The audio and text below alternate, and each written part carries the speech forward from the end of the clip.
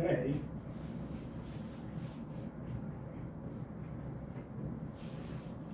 All right, we're going to recap some stuff in Act 4 and then do Act 5, and then we're done. And, I'll post the quiz for Lear today, probably, at the latest in the morning. And it'll, I got some kind of due dates. Due on Monday, like 10 o'clock. If you need, if you need an extension, just let me know. So there's a place to submit, and then there's a place to submit the final exam. And the final exam, I think I put an 11:59 p.m. due date Thursday of next week.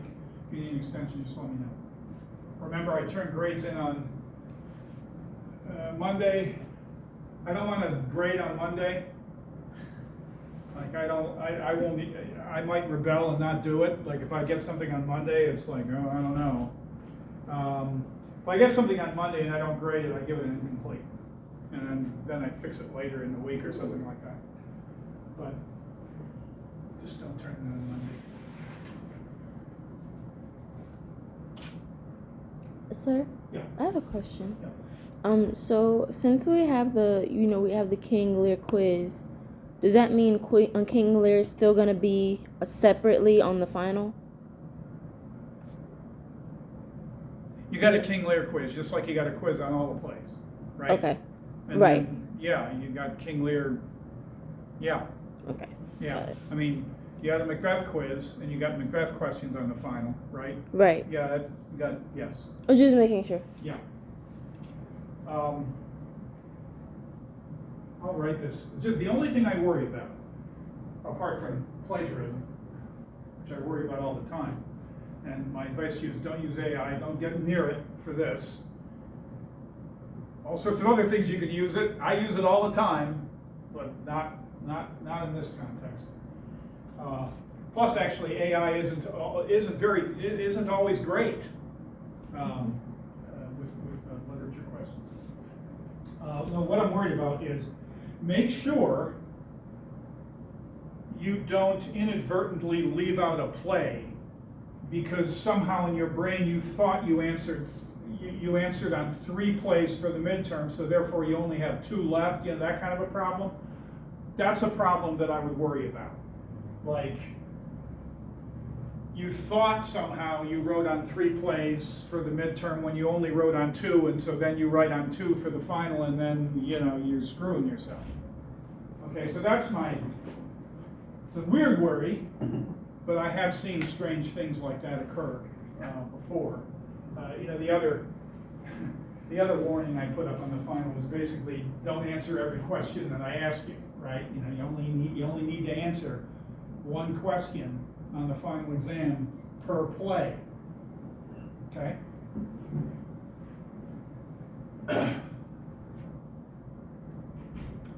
All right. So I want to look at, to begin with, before we get to Act 4, Scene 6, I want to go over again kind of the tension in the play between a redemptive vision and a really bleak one. And the only way to figure this out, is to make sense of what the individual characters say, and then try to determine some kind of overall position for the play as a whole about, optimism versus pessimism or redemptive vision.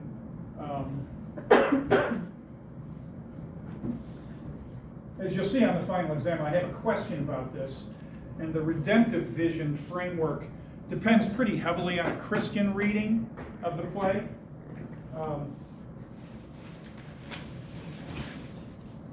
So we'll see that in some of these comments. So I want to look at a comment I mentioned last time. So this is Edgar, at the beginning of Act 4, Scene 1. And this is a difficult, I mentioned this line before, but I want to go over it again. Remember,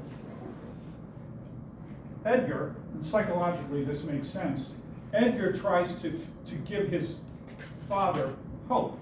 His father's Gloucester, right? Edgar tries to give his father hope because his father is about as suicidal as you can get. Okay, and of course he tries to kill himself.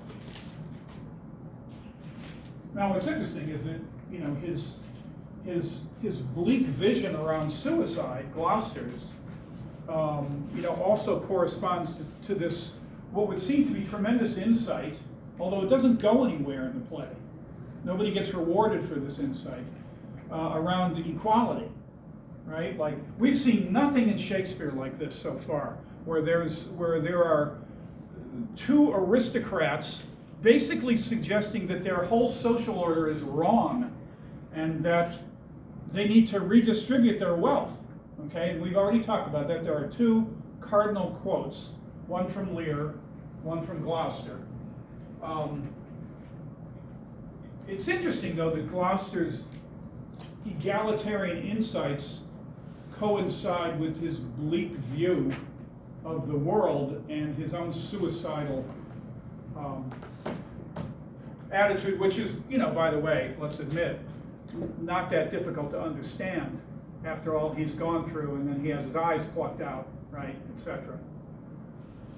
But, just to begin, so Edgar is the one who, and this, you know, this is something you might do with your father, even given the complicated relations between father and son in this particular case, you know, pick up his spirits, sort of a thing. And what Edgar does is understandable. But I think Edgar also does represent the happier view of the play, the redemptive view of the play. I'll leave it up to you whether you find it convincing. I don't. I think this play is like unremittingly depressing and bleak, even though it has these, you know, pop-up insights around equality, which you have to imagine would have been really unusual for the time. I mean, you know, we're living in an era of kings and queens. So, the quote here is, and again, this is right after Edgar tells himself a story at the beginning of Act 4, Scene 1, that, you know, things can't get much worse, and then as soon as he tells himself this story, they get worse, because he sees his dad. And he says, "But who comes here? My father, party-eyed. World, world, oh world." So he's apostrophizing the world, you know. Usually when the character is apostrophized, they're referring to the gods in one way or the other. Here it's world, probably almost synonymous. He personifies the world. He refers to them as thee, as we'll see. "But that thy strange mutations make us hate thee, life would not yield to age." This is Edgar, who's supposed to be the optimist. And if you read this line properly, it is kind of a difficult line to understand. I mean, again, the paraphrase helps. Life would not yield to age means we don't want to die. You know, we get older, we don't want to die. We don't welcome death, okay? And most of us would, I presume, take that to be a kind of default position. We don't want to die. We want to live a long life. That's what that means, that line. But he's not saying that, he's not saying that, he's not saying life won't yield to age and sort of give in and accept death. He's not saying that. He's saying the opposite.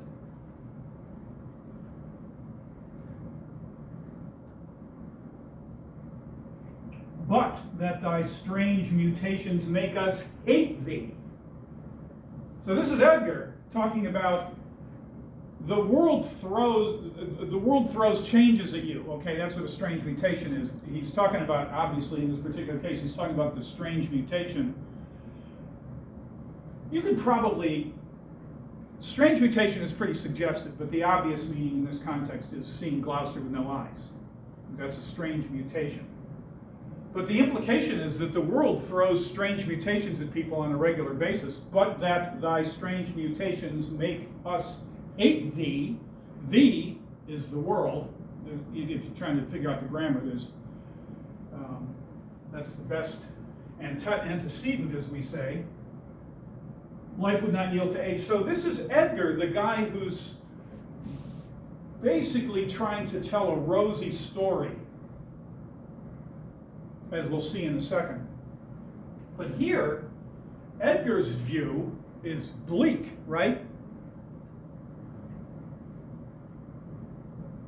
Just focus on strange mutations make us hate thee. You know, the shit that the world throws at us makes us hate the world. Okay? Therefore, we don't do what you would expect, which is, you know, sort of resist dying. And of course, it ends up being an accurate description of Gloucester, because what does Gloucester then want to do? He wants to kill himself. Okay? And what we discussed last time was Gloucester's famous line to sort of sum up a really cruel world with cruel gods. As flies to wanton boys are we to the gods, they kill us for their sport. Okay, that line and Edgar's line actually line up. You follow what I'm saying? They both are part of a really bleak worldview. On the other side is going to be Edgar and a couple of quotes that we're going to look at.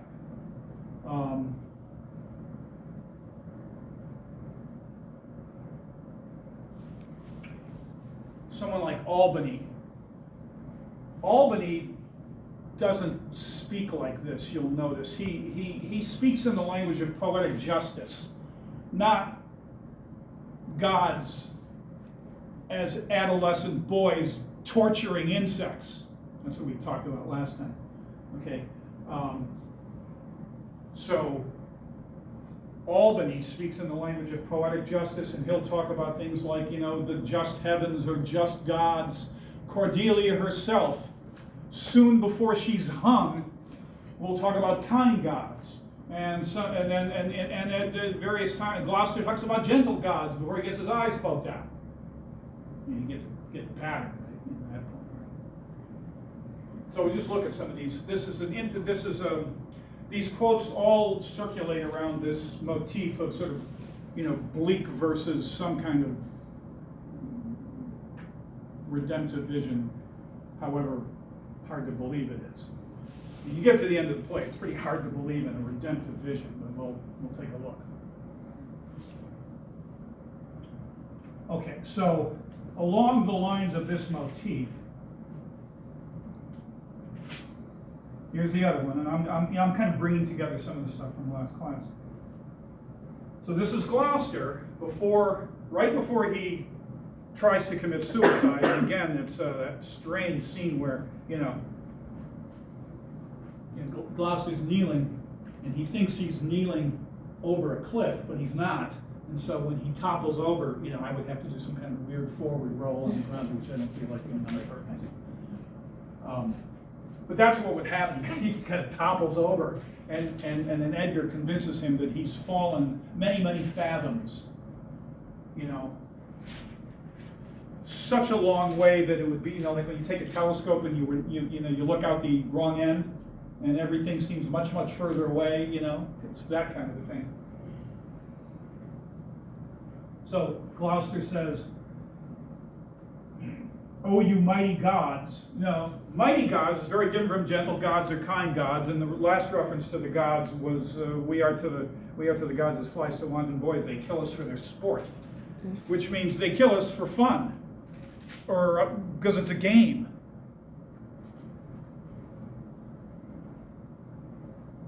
This world I do renounce, and in your sights shake patiently my great affliction off. If I, again, and as what I said last time, you know, the opposite of shaking your great affliction off is to bear the affliction, and this is a big theme in any kind of sort of Puritan Protestant theology. I put it up on the board last time, gracious affliction. Okay, by virtue of your affliction, by virtue of your suffering, you gain God's grace. Although grace is supposed to be uncaused, and I'll come back to that in a second. In other words, I don't know if you know anything about the theories of grace, but you know, one way of talking about God's grace in Puritan narratives, talk about God's free grace. The free means God, he, let's just gender, you know, the typical gender of God is he. I don't agree with this, by the way, but so you know. He's not compelled or forced to do anything. He does it out of, what we might call pity or mercy or love or something like that. So you don't earn it. Okay, because gracious affliction kind of sounds like you're earning it by virtue of your affliction, and maybe there's just theologically there's a tension there between the two concepts, but grace is going to come back here in a second. At any rate, Gloucester is not, doing the right thing, so to speak, and undergoing afflictions. He's like, forget about it. I'm through with this. If I could bear it longer and not fall to quarrel with your great opposeless wills, my snuff and loathed part of nature should burn itself out. He can't bear it anymore. You follow me? He can't bear it anymore. So he tries to kill himself, which, of course, on Christian grounds is a no-no, even though this play has no Jesus in it. The audience has got plenty of Jesus. And then, again, summarizing from last time, Gloucester's initial response is like, kind of, holy shit, I can't even kill myself. I failed even in that. I wanted to say, like, fuck you to the powers that be by killing myself. I'll read to you. And even that didn't work. So he says, alack, I have no eyes. After Edgar explains what happened, where Edgar makes it up. Alack, I have no eyes. Is wretchedness deprived that benefit to end itself by death? Okay? That's the complaint. I'm wretched. I can't even kill myself. And then he politicizes it. 'Twas yet some comfort when misery could beguile the tyrant's rage and frustrate his proud will. So this is we would take this to be a kind of impotent, fuck you to the tyrant's rage, who in this case would be, Goneril, Regan, Cornwall, who's dead at this point, because the servant rebels against him, right? There's another thing the play has searing critiques of injustice, and this really unusual motif of a kind of like pre-capitalist communism about redistributing wealth. And then also rebellion, right? Like servants turning against their masters, killing them. It has interesting elements, this play.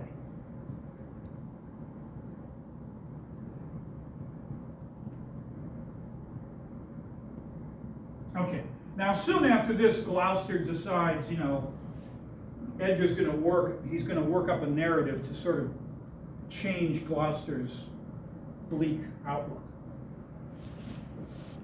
And Gloucester will say, henceforth I'll bear affliction till it do cry out itself, enough, enough, and die. And, whoever it was.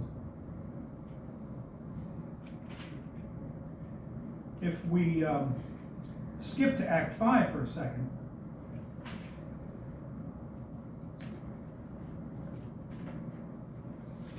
Act 5, Scene 2, the end of Act 5, Act 5, Scene 2 is tiny, it's just between Edgar and Gloucester. And quick point, a little bit off my main point here, note, the first time we see the term away is basically Lear banishing people, right? I mentioned this last time. But if you look at the word away, it ends up being a characteristic Shakespearean key word in that it dramatizes sort of conflicting tensions in the play. So one meaning of away is to banish. Another meaning of away would be like to pretend to care about somebody when you don't, Edmund with Edgar. A third meaning is to protect. Okay? And as the play goes on, the meaning of away moves more and more towards protection and care. And yet at the end, it's so bleak. So in this particular case, at the beginning of Act Scene 2, you got Edgar once again trying to protect Gloucester, and he says, away, old man, give me thy hand, away. Because he wants to protect Gloucester, because he knows that Gloucester's going to be in trouble if the tyrants make it right, and we know this, by the way, we don't know how Edgar knows, but it just so happens that Regan basically announces that if anybody sees Gloucester, they got to kill him. Because he wins people by virtue of being blind. People feel sorry for him. And Regan doesn't want any of that. Okay? Now, I'll come back to old man in a second, but I'll come back to because old man is another kind of, wow, my glasses just did that. Did you see what I don't know if you, I did this. Yeah. Like the board was here, but it's here.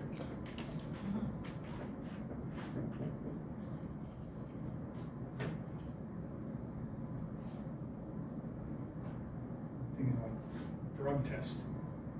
Okay.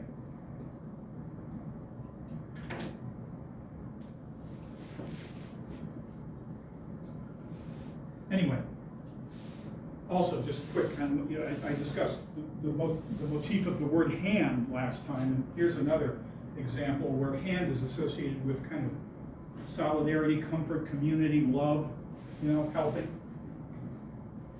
Anyway, main point that I want to make in this context is Gloucester, even here, says, Edgar's trying to protect Gloucester, and Gloucester says, no further. A man may rot even here, which is kind of Gloucester's bleakness. A man may rot even here, and Edgar says, what, in ill thoughts again? Men must endure their going hence even as their coming hither. Rightness is all. Come on. And then he's just like, come on, Dad. I mean, even though Gloucester doesn't know the identity of Edgar yet. Okay. So again, Edgar is now moving towards the kind of happy narrative, which will culminate in what we're going to look at in a second.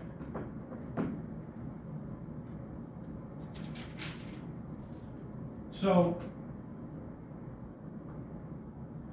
1385, this is Edgar's summary.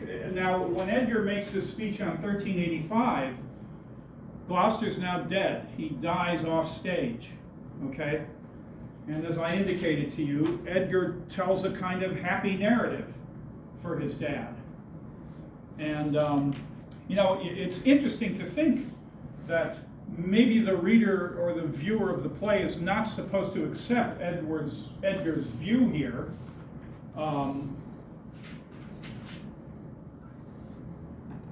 Good question. Yeah. Did you see Edgar's thing? Well, in one sense, sure. Yeah. I guess you wouldn't see Gloucester as stoic because, if you're stoic, you don't try to kill yourself. Edgar would be the one who's willing to endure the suffering. Although, let's be clear, Edgar's suffering is mostly, I don't want to be harsh on Edgar. Edgar's suffering it's real, but but there is a performative element to it. Like he pretends to be this impoverished, crazy person. It's not Lear's suffering. He pretends to be mad. It's not Lear's suffering. Lear's really mad, right? Like compare Hamlet. All the ambiguity around Hamlet. There's no ambiguity around Lear. Lear goes crazy. Now he has this tremendous insight in the midst of this craziness. Reason and madness. Nothing compared to Gloucester having your eyes poked out, right? But yeah, I would say that what you're saying about Edgar is correct. Although Stoicism is, it's so pre-Christian. It's hard not to read the redemptive motif in the play, which I think is probably to be viewed ironically more than anything else. But it's hard to read the redemptive view as not bound up with Christian. So it's a complex. Edgar behaves in a way we would call stoic, but to the extent that he has some kind of faith, and it's not entirely clear, it would be, for the reader or the viewer, it would be a Christian faith. You can't say that for the world of the play, though, because there's no Jesus in the play. So again, it's complicated.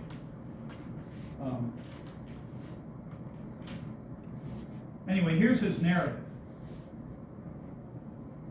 Albany asks him, "How have you known the miseries of your father?" And he says, "By nursing them, my lord. List a brief tale," means listen to my brief tale. List a brief tale, and when 'tis told, oh, that my heart would burst. The bloody proclamation to escape that followed me so near. Oh, our lives' sweetness, that we the pain of death would hourly die rather than die at once.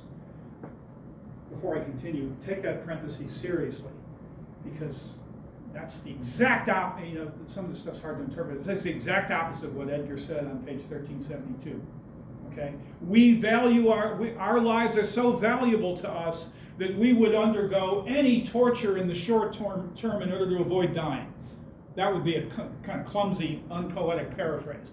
But it's important to understand that Edgar is articulating a kind of commitment to life here at odds with where he starts on 1372, and certainly at odds with the as flies to wanton boys, they kill us for their sport view.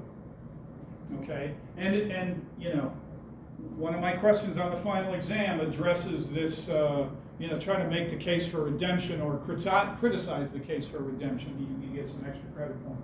I think it's the last clear question. Oh, that the bloody proclamation to escape that followed me so near taught me to shift into a madman's rags, to assume a semblance that very dogs disdained. And in this habit met I my father with his bleeding rings, their precious stones new lost. This gets back to my importance of the word precious. But let me come back to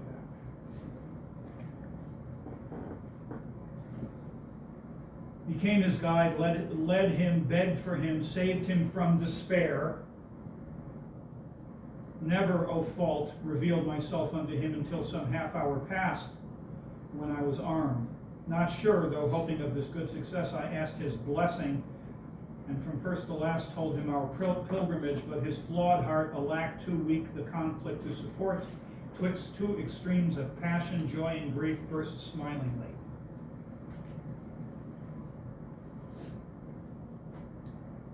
Well, you could read that. You could give that an optimistic read that Gloucester died happy, but if you look at it carefully, his heart is torn between grief and joy. That's not exactly burst smilingly, but you can see the tension in Edgar. That's what I want you to see. I want you to see the tension in Edgar, because he really stands for the redemptive view, and even some kind of attempt to save the social order at the end of the play, although, again, we'll see how convincing that is. Now, one more comment along this, pursuing this motif.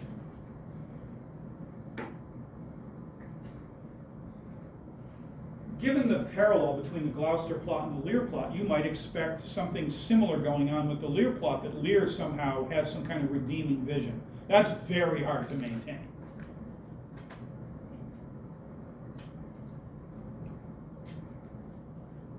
There's a suggestion that when he's so devastated by Cordelia's death, that he begins to sort of hallucinate that maybe she's not dead. And then he dies. Okay? And note the commentary on his death. It's not like, oh, he's in a better place. That's not what's said. This is what's said.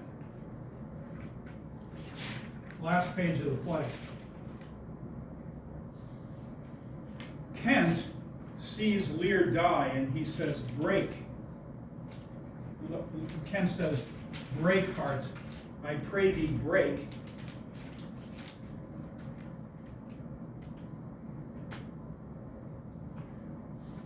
The next thing he says,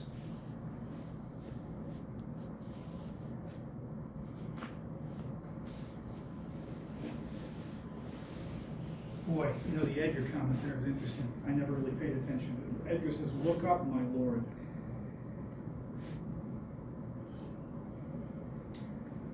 Who's he talking about there? The obvious candidate would be Lear. Lear's dead. When Lear dies, we'll come back to this. This really poignant last speech of Lear's. We'll come back to it, not now. But you know, you see the stage instruction. He dies. Edgar. He dies. I'm just noticing this. I've got this play for like 15, 20. He dies. Edgar. He faints. No. Stage direction says he dies. Then Edgar says he faints, which is different. And then he says, my lord, my lord. Well, again, the obvious referent there is Lear, not Kent. I mean, Kent is, nobleman too, but a lesser nobleman. Break, heart, I pray thee, break. And then Edgar, look up, my lord. That to me, I never noticed, I'm being honest with you. That to me, it's like Edgar's in denial or something that Lear has died. Maybe I'll look at this. Maybe I'll look at this in the morning. Oh, what the fuck was I thinking? But think about it. It seems right. Now note what Kent says. Vex not his ghost. Like, cut that shit out. Vex not his ghost. Let him pass, because he's dead. He hates him. This is an incredible comment at the end of Lear, especially if you're looking for some kind of redemption. He hates him.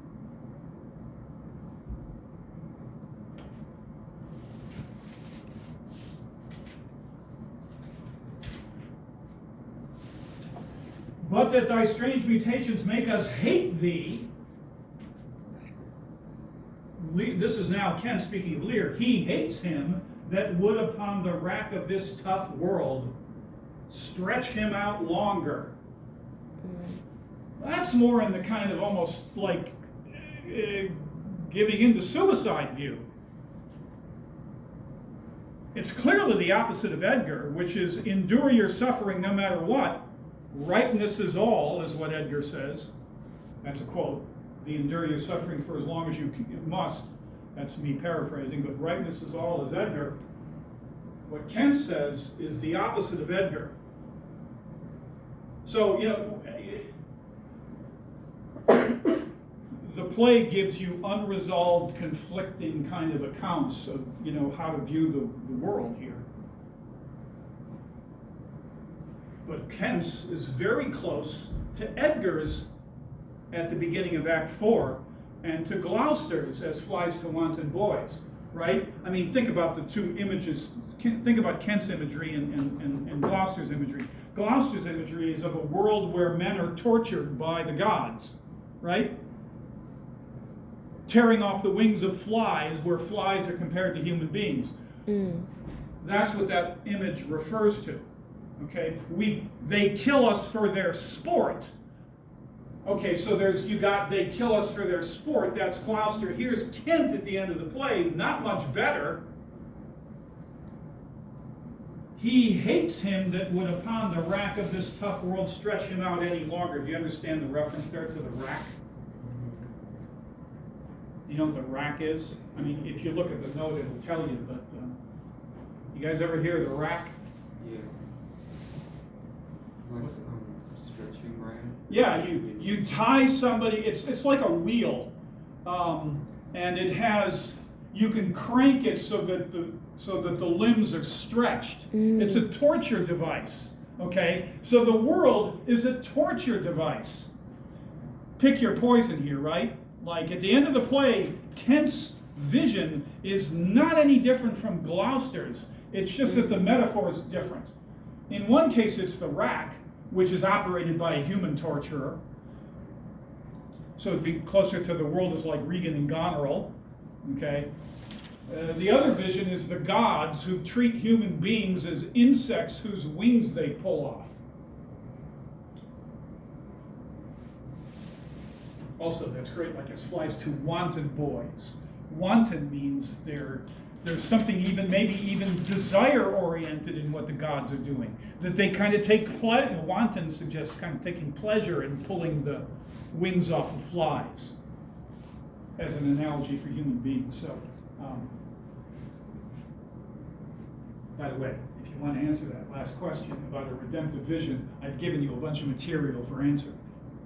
Okay, this is at least a good part of the relevant material for answering that question. Okay. Wait a minute.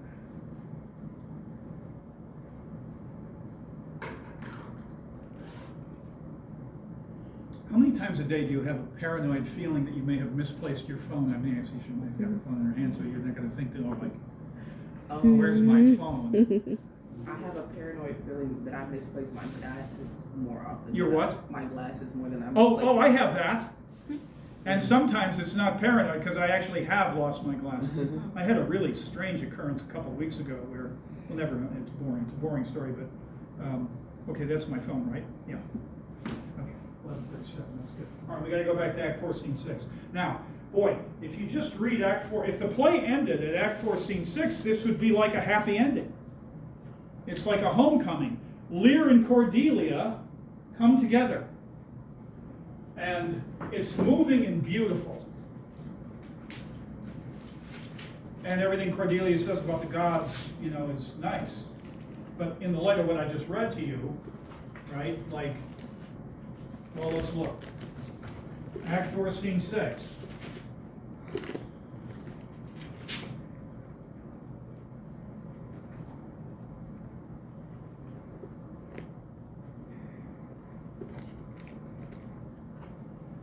This is like a kind of reverse Sleeping Beauty, you know, where, you know, the prince kisses into life the girl. Here, of course, this is the daughter, daughter whose love brings Lear back to life.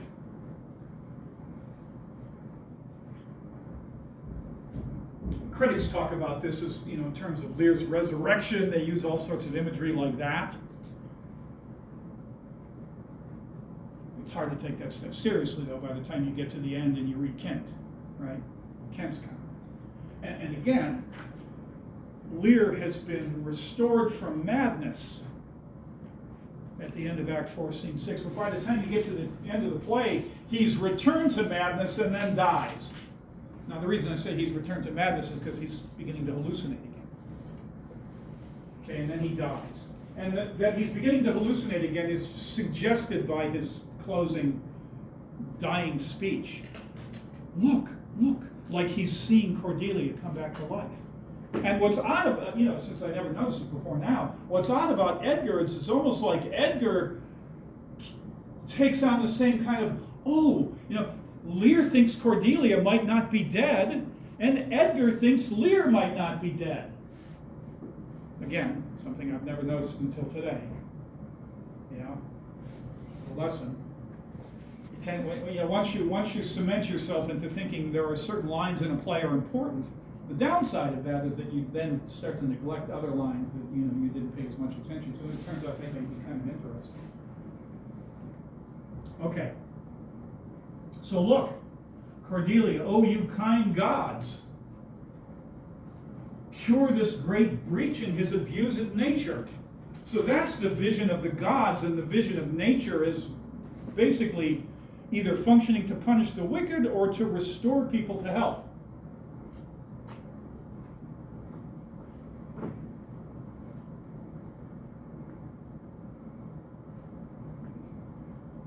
Cure this great breach in his abused nature, the untuned and jarring senses, oh wind up, of this child changed father.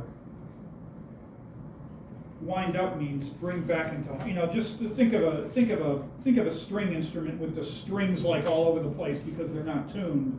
And the imagery is here is to tune the instrument back up. And the tuning of the instrument restores your senses and your sanity and cures you. The child changed father is really interesting because he's been destroyed by his children, Goneril and Regan, even as he, in essence, destroyed his own child, which he didn't write like, better for thou not to have been born, or whatever it is that, he says to her in Act 1. Better thou hast not been born. That sounds like Shakespeare. I don't know if that's correct.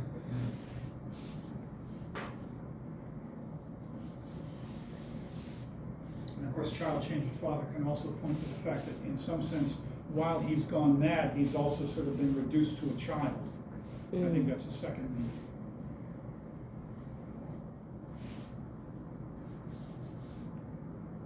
And then, Cordelia, oh my dear father, restoration, hang thy medicine on my lips, and let this kiss repair those violent. That's what I mean by Beauty and the Beast. It's like, not Beauty and the Beast, what am I talking about? Sleeping Beauty. Getting my cartoons mixed up. Okay. The restorative kiss. So you got kind gods, you got the restorative kiss, you get this beautiful meeting at the end, which I'm going to get to. Always makes me cry. I think it makes me cry because I know that in Act 5, Cordelia is going to be hung and Lear is going to die of a broken heart. So,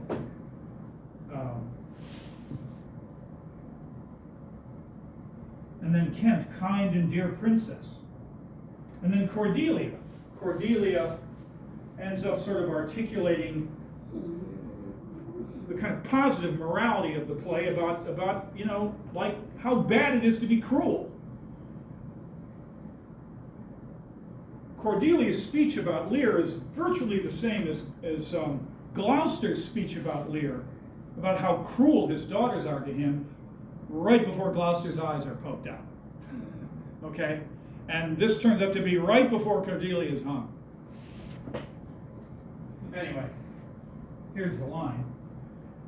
Had you not been their father, these white flakes did challenge pity of them. Point. I have a really interesting essay I made available to you under, it's about 25 pages long. It's really good. I recommend reading it. And that tries to make this case that the values of the play are divided between justice and pity, with pity getting the edge. So here's one of the references to pity. We're gonna see it again. Was this a face to be opposed against the warring winds? Mine enemies, and this is what's like Gloucester, 1371. You can look at it yourself. Mine enemy's dog, though he had bit me, should have stood that night against my fire. Right? In other words, the sister's treatment of Lear was so cruel that even mine enemy's dog that bit me, I would have brought in from that storm. And yet, his daughters leave him out there. Okay.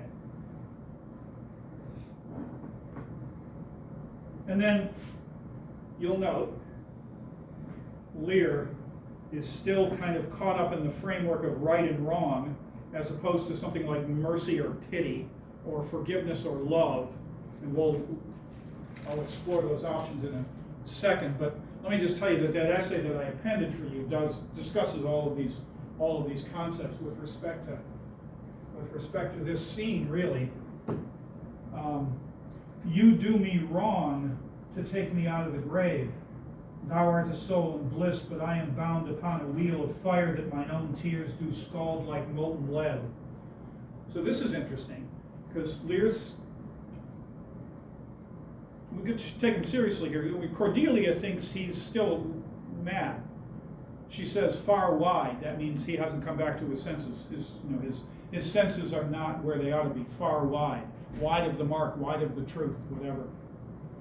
And he sees her as an angelic being, and he sees himself in hell on another torture machine, right? Like the end of the play, it's the rack. Here it's the wheel, which probably connects up to the wheel of fortune in the play elsewhere. But this isn't the wheel of fortune. This is like a torture wheel. upon a wheel of fire, that mine own tears do scald like molten lead. Ew.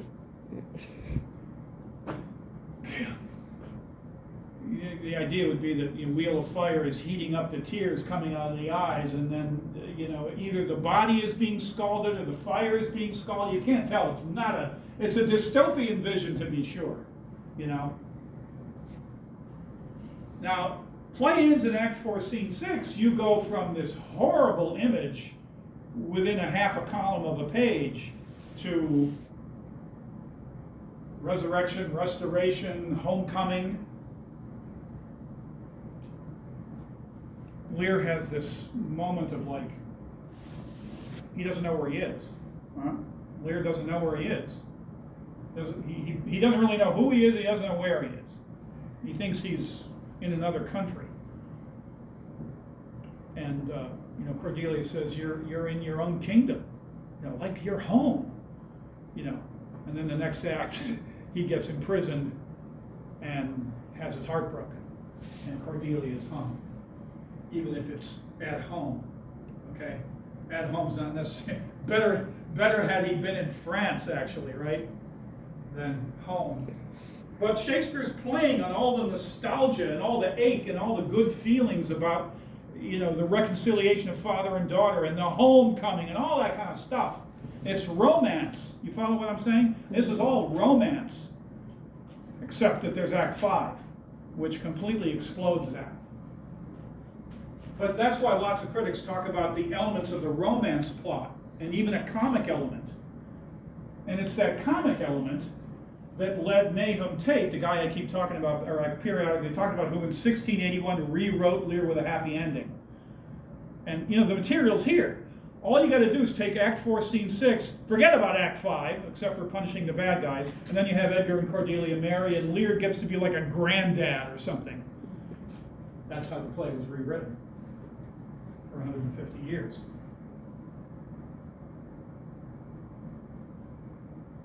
Okay, and then, God damn,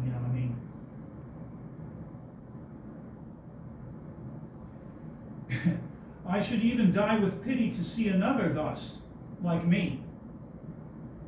I know not what to say. I will not swear these are my hands. Okay? He's so disoriented that he doesn't know that his hands are his hands. Perhaps if you have taken too much Delta 9 by mistake, you might run into the same problem. I've actually had the experience of by mistake, and I wasn't actually sure about those.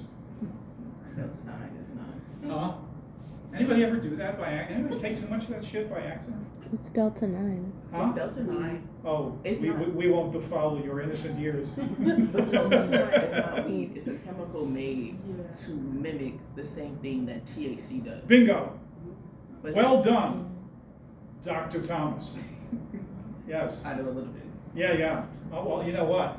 I looked up the shit about THC after I had my experience with the hands, and it's it says stuff like, to paraphrase AI, you're going to hallucinate your ass off. It's pretty scary. I took too much of it. I took 4 times as much as I probably should have taken, but I didn't, I was like being a dumbass. Okay, back to Lear. I will not swear these are my hands. Let's see, I feel this pinprick. Would I were assured of my condition. Now, okay, the literal meaning is, I wish I knew that I was who I think I am. Right, the pinprick, right? You are so unsure of your identity that you take a pin and because pain usually tells you that, who you are.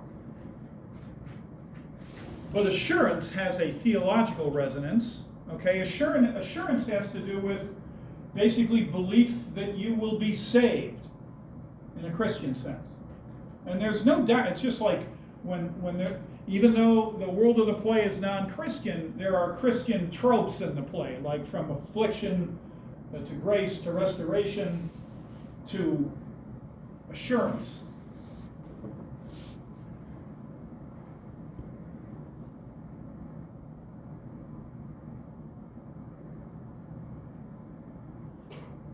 And then, as you're going to see, like in the last few lines, Lear comes to a realization of his condition and an acceptance of his condition that he absolutely repudiated at the beginning of the play.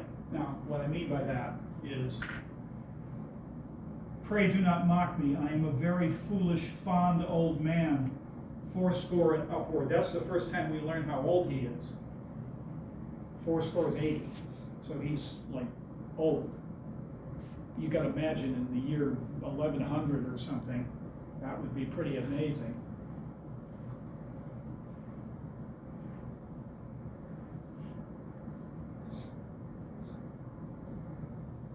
Anyway, this is just enormously moving. Like, you know, I can't even read it without crying, so I won't read it without feeling crying. Do not laugh at me, for as I am a man, I think this lady to be my child Cordelia. And then he says, be your tears wet? Yes, Faith, I pray, weep not. If you have poison for me, I will drink it. So this is Lear still in kind of punishment mode, right? Very, very harsh, right, wrong, justice mode, okay? I have done you wrong. Remember?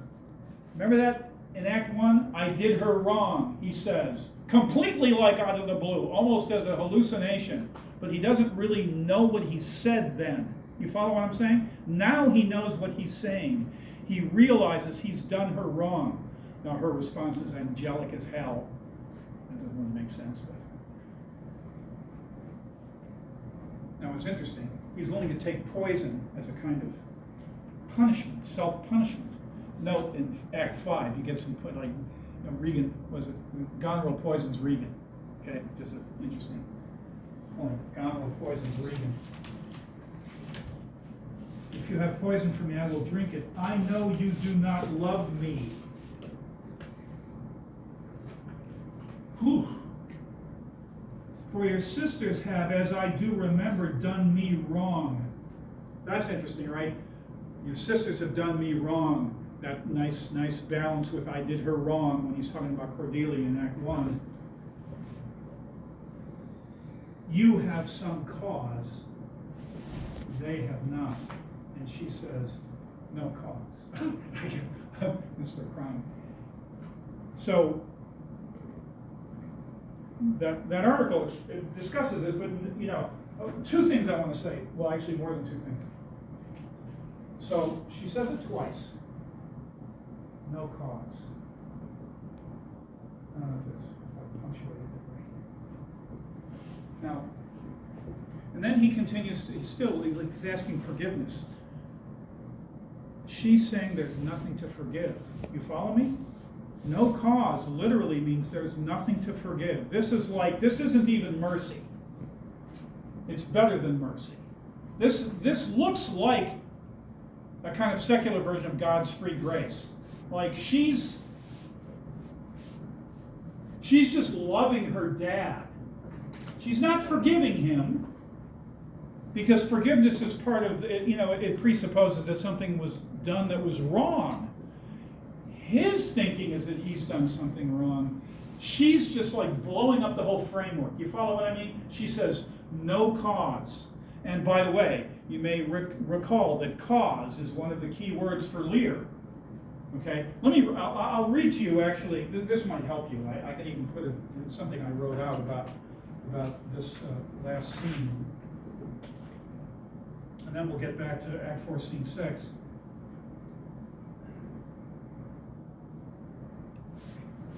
Okay, I can make this available to you, but I just wrote a paragraph on this. Cause is bound up with Lear's understanding of nature and justice. For him, the natural world is an extension of the social world, as in Macbeth. His two questions about cause are meant to be understood at the same level, so that to ask what is the cause of thunder, remember that's one of Lear's questions, and to ask what is the cause of these hard hearts, which is the question he asks of Regan and Goneril, are for him similar questions. For Lear, the universe is moralized, so that human behavior that is unnatural, like the ungratefulness of his daughters, will be judged and punished by nature. In Act 4, Scene 5, Lear's moralizing becomes deconstructed, where Lear sees himself grandiosely as judge and king, and he nihilistically, but with a critical edge, undoes hierarchies of justice as hypocritical shams. Now that's that long passage in Act 4. Let me find it for you, just to recall.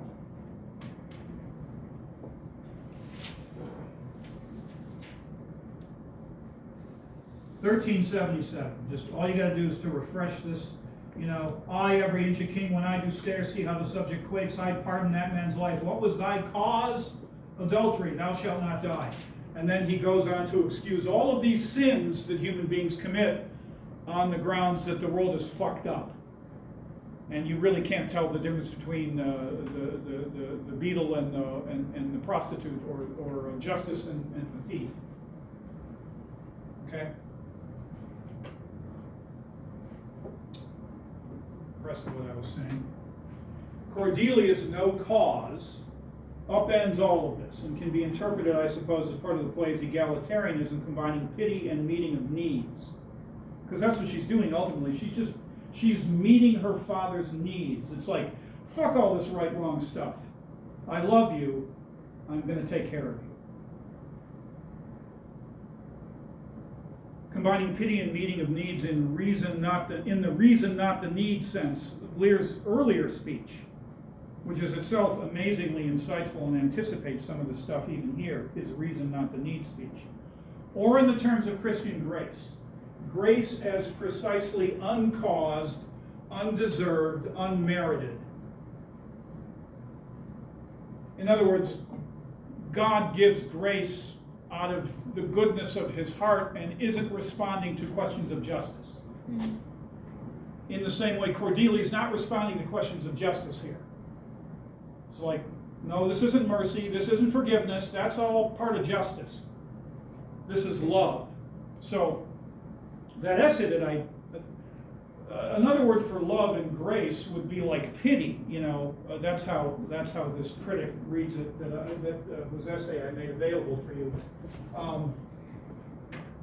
Okay, one other thing about this scene.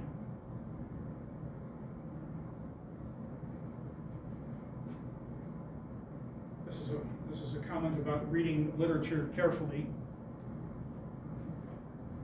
To make sense of no cause, you need to connect it up to Lear's understanding of cause. Okay, so that's one formal move that the good reader is going to make.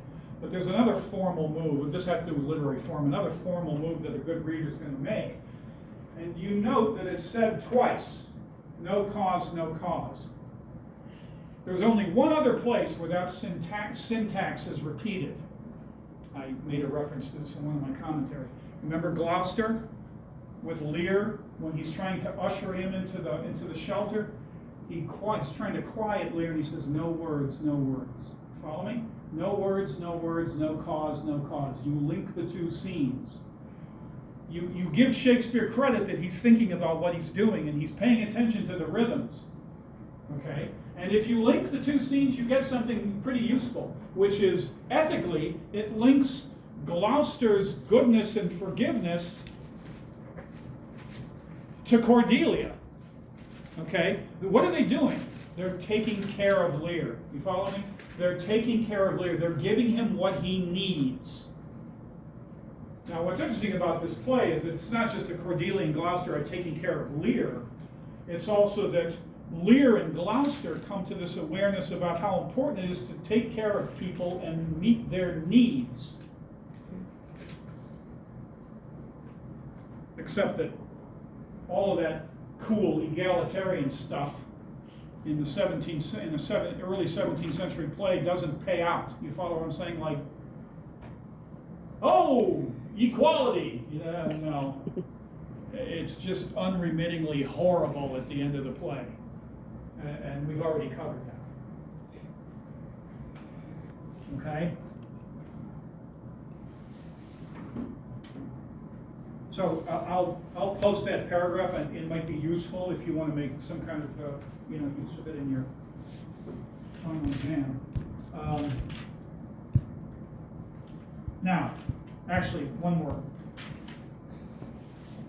So Kent tells Lear, you're in your kingdom, which again is part of this. Think how different this play would be if it basically ended Act 4, Scene 6, right? Oh my goodness. Feel good all over the place. And then you get to Act 5 and like everything is turned upside down.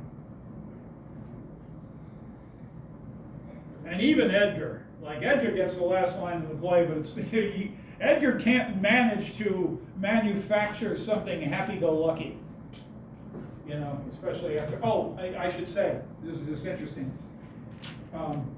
You can view this thing has been on and off YouTube, but I think it's back on. I found it in my office 2 days ago. There's an Ian McKellen, the guy who plays Gandalf. If you ever seen Lord of the Rings, Gandalf. Ian McKellen's super famous Shakespeare stage actor. And he plays Lear. There's an Ian McKellen version of King Lear, and it's very good. It's very interesting. And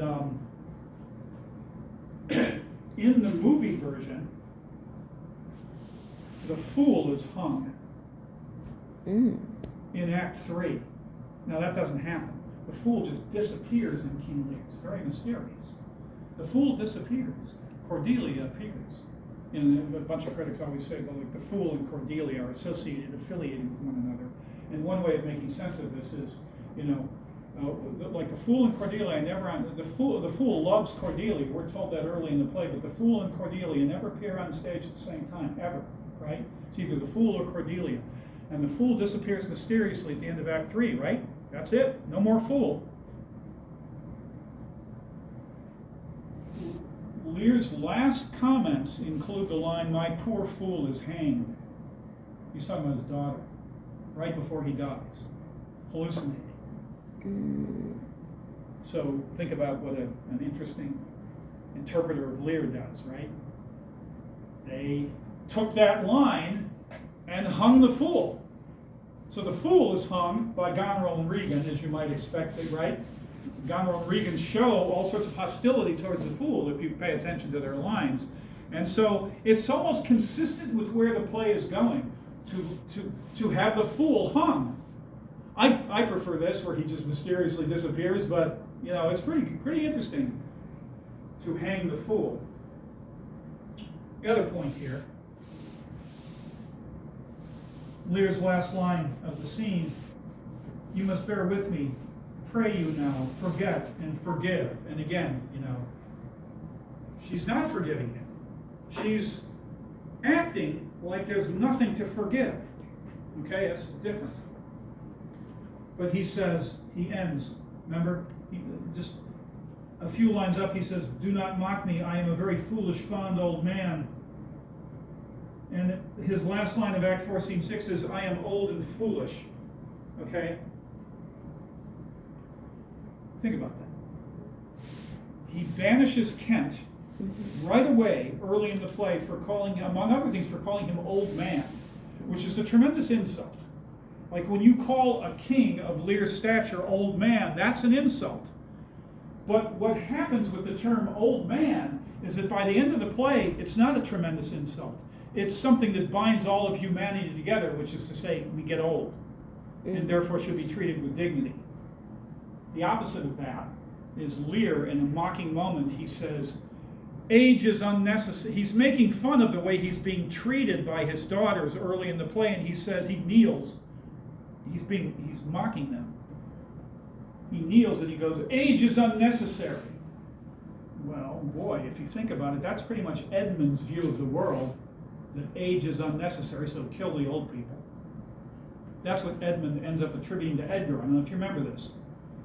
When Edmund does the letter, Edmund attributes to Edgar the view that basically old people are unnecessary and need to be just moved out of the way. By the time you get to the end of the play, you've flipped, and age is supposed to be honored, and yet, of course, you have this horrible ending. And old man is almost a term of dignity at the end. Okay? So you get this real transformation in the notion of the term. Put it another way, what is an insult to Lear that leads him to banish Kent,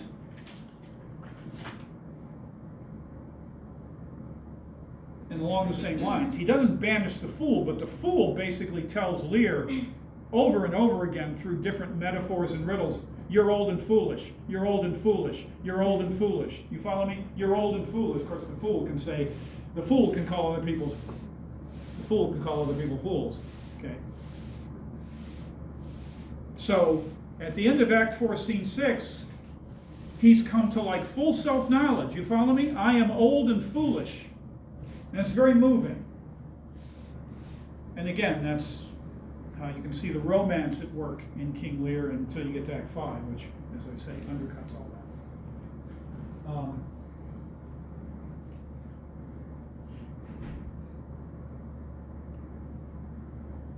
I was going to say something else about I am old and foolish. What was I going to say? Oh, remember the daughters say something like, he hath ever but slenderly known himself. Okay? The daughters say this about Lear. He hath ever but slenderly known himself, which is just accurate. Lear is a raging narcissist at the beginning of the play. Rhetorically very skillful, very impressive. You can be skillful and impressive and be a raging narcissist. And at the end of Act 4, Scene 6, there's humility, there's self-knowledge, emerging out of madness, right, where you're not even sure your hand's your hand, which is kind of interesting.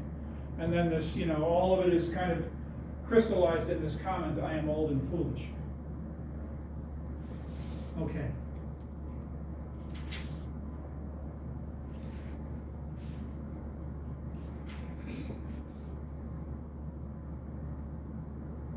Uh, 1385, just sort of interesting, like when Albany sees Goneril and Regan's bodies produced, he says this,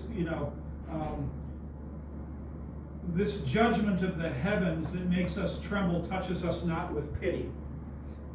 And I guess the point would be, there's sort of an emphasis on pity on the one hand, and then there's Albany on the other hand, and then Albany still thinks like the gods are just or something like that. Okay? But boy, when you get to the last page of the play, like, you don't have any, it's just unremittingly bleak.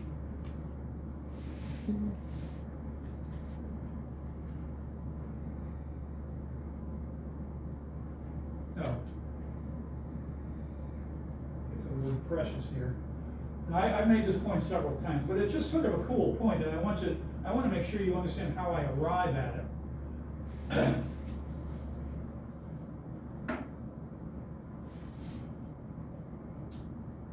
Let's go back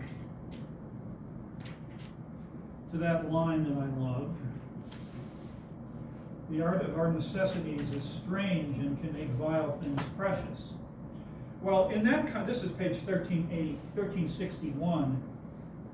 That comment, the vile things in that comment probably refers to the straw. This is a king, right, who's used to luxury, and now they're entering a hovel together. And Lear is being very solicitous of the fool. And this is close to Lear's budding insights about equality, need, necessity, and need. Obviously, two ways of saying the same thing. The art of our necessities is strange and can make vile things precious. And what I did with that line is that, in contrast, because this is a play of contrasts, Cornwall makes precious things vile. Because I'm kind of playing on the words, right? Switching the position of vile and precious. Make vile things precious, make precious things vile. So how did I get that? Because it's clever, I admit, on my part. But I don't think it's just clever. I think we're meant to see it. Now how? Well, when Cornwall pokes out Gloucester's eyes, he says in one of the most grotesque lines in all of literature, out vile jelly. If the word vile isn't used there, I would have less evidence for my case, significantly less evidence. Later, when Edgar sees the blind Gloucester, he says, "Bless thy sweet eyes, they bleed." But then he also refers to the eyes as precious. You follow me? That's the full kind of argument for my interpretation of that particular line. Just so you know, what you have to do to get from here to there, so to speak. Okay. I don't think there's anything else. Oh, just an interesting thing about Edmund, apart from the, Edmund has a change of heart. And if you remember his first soliloquy, Edmund is demolishing the distinction between the noble and the base. Right? The whole stand up for bastard, base bastard, he's playing on words. Stand up for bastards, that's his whole point. It's kind of it's sort of like a cruel capitalist almost repudiation of the aristocracy and inherited traditions and all that kind of shit. Oh, no, away with all that bullshit. Noble bullshit, that's all bullshit. But then he kind of falls for it. Once he's put in the position of being noble, because Cornwall makes him a noble, and then he's looked at as if he's one of the elite, then he almost buys into the category that he's presumably dismantled and demolished in Act 1, Scene 2, and it gets him into a duel that leads to his own death. Okay? But interestingly, he also decides he's going to turn over a new leaf and have a change of heart and try to do some good. And the good he tries to do is, oh shit, I condemned Lear and Cordelia to death. I'm going to try to save him, but it's too late. So it's just gross. And then, Lear comes in with Cordelia's body. So if we go to the, let's just go to Lear's last comments. And my poor fool is hanged. No life. Why should a dog, a horse, a rat have life, and thou no breath at all? Thou come no more. Never, never, never, never, never. Pray you, undo this button. Pray you, this is interesting too, pray you, undo this button.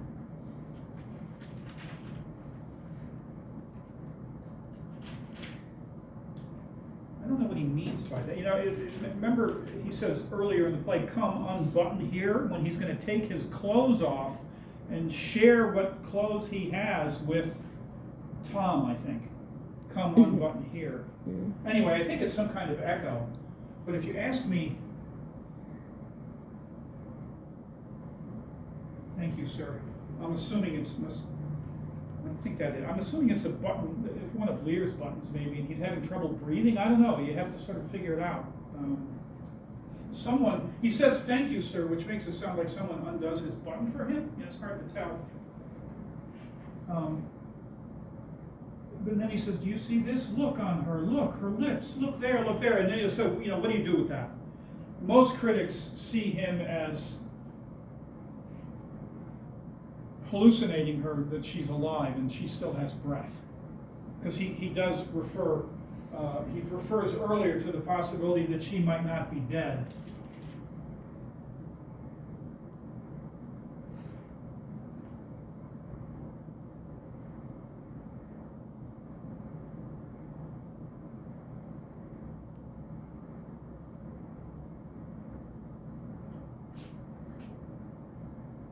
Oh, it's here somewhere.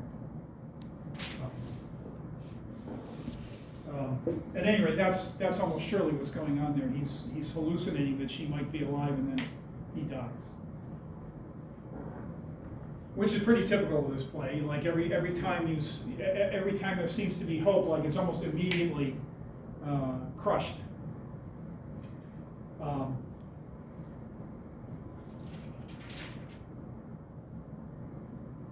Yeah, that's it. Questions?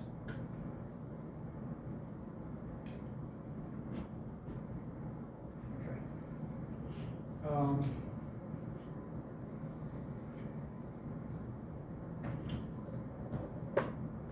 Thorpe, let me talk to you for just a second. Okay. worry, there's nothing. I need to talk to you for just a second. Okay, yeah. So, I'll post the quiz for Lear, probably when I get home.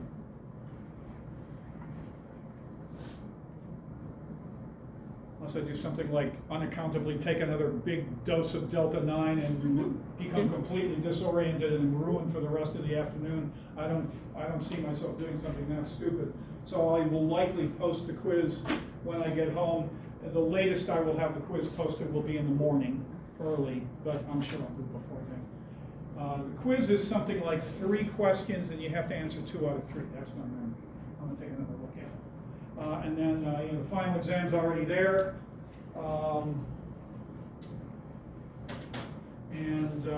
Due dates for the quiz, Monday, I think I said 10 a.m. If you need more time, just ask. And then Thursday at midnight of next week for the final exam. Okay, we're done. All right. Have a nice day, sir. Thank you. Yeah, just keep me away from that. Boy, I should have raised this Delta 9 issue with you before, because if anybody likes